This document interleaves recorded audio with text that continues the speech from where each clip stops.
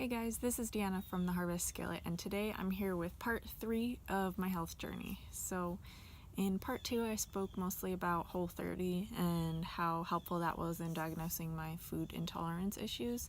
So in part 3 I'm going to talk about what's next after that, which is going low carb and following a low mold diet. So after Whole30 I knew I still had some issues with some foods that I couldn't yet determine, and also energy crashes, which I noticed happen typically after I consumed higher carb items. So I decided it would be a good idea to try a ketogenic diet for a little while. Now, if you guys aren't too familiar with what that is, it's basically reducing your carbs really, really low and replacing them with healthy fats instead, like butter, olive oil, coconut oil, things like that. And it's supposed to put your body in a state of ketosis, which means rather than burning sugar for fuel, you're burning ketones for fuel, which come from the consumption of fats instead of carbs. And so I gave this a try starting last summer and did it for several months, and it worked awesome for me.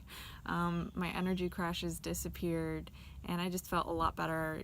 Typically you have more like mental clarity as well on it, which I definitely noticed, and also more consistent energy throughout the day, which is really nice because then you don't have that like 3 p.m. slump a few hours after you eat like a carb-filled lunch. After doing a ketogenic diet for a little while, I tried to reintroduce carbs back, like a little bit here and there, not a lot, and found that I was able to do that pretty successfully once I had given my body like a period of rest through keeping my carbs down real low. So in a sense, like my carb tolerance was more, so I was able to consume like little amounts of rice, like small amounts of banana, and like some gluten-free desserts and things like that, which I did occasionally for a while.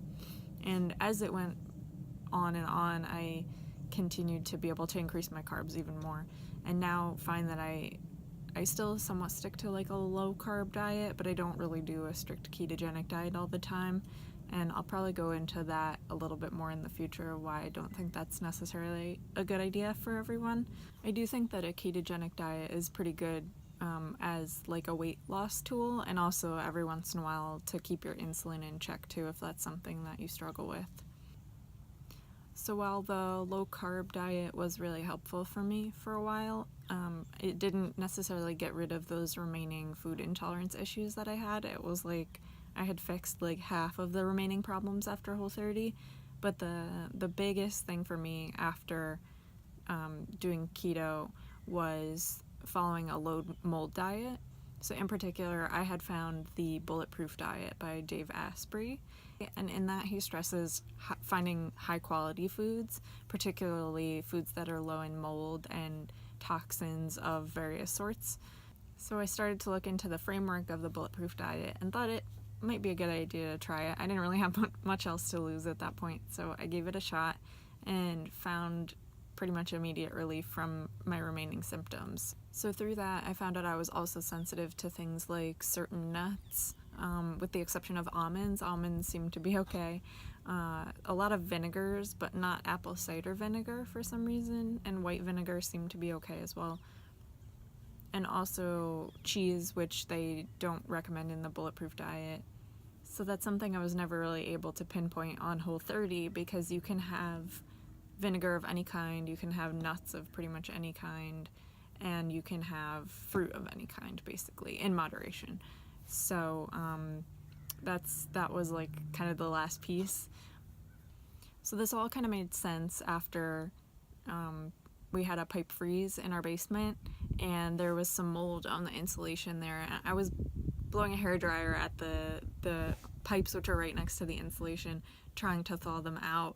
And of course all the mold that was on the insulation was being blown in my face, which now looking back was stupid. I don't know why I even did that, because at this point I knew I was sensitive to mold, but oh well, that's in the past.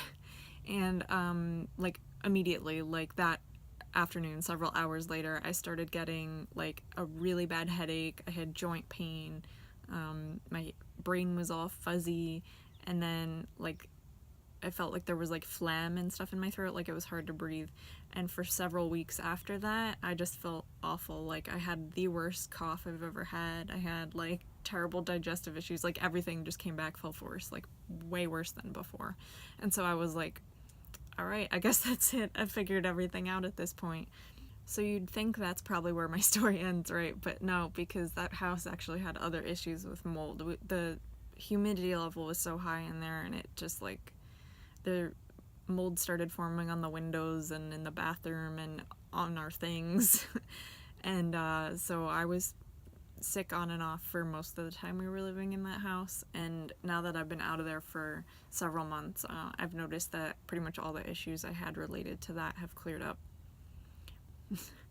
But to throw a curveball in my story, the night before we moved out of that house and into our travel trailer that we live in right now, I actually got a tick in my leg. I found it embedded, and I'm actually currently on treatment for Lyme disease. So my testing actually came back inconclusive for that, but we're doing a treatment protocol anyway. I'm sure I'll do another video on that in the future, but that's kind of where I'm at right now. And you know, it's not over, I would say. This is kind of ongoing, but for the most part, I know what my trigger foods are, and I try to avoid them as best as I can, because I find even when I try to get away with something, I'm like, oh, I can just have a little bit of that, it'll be fine.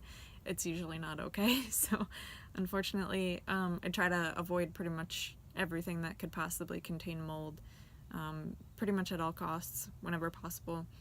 And yeah, so that's kind of what my diet's based on these days, and the posts on my blog, The Harvest Skillet, kind of follow that framework because that's where I feel best. So thanks for watching, everyone. I hope that this is helpful for some people, and if you have any questions, let me know. Leave them in the comments below, and I'll talk to you guys soon. Thanks. Bye.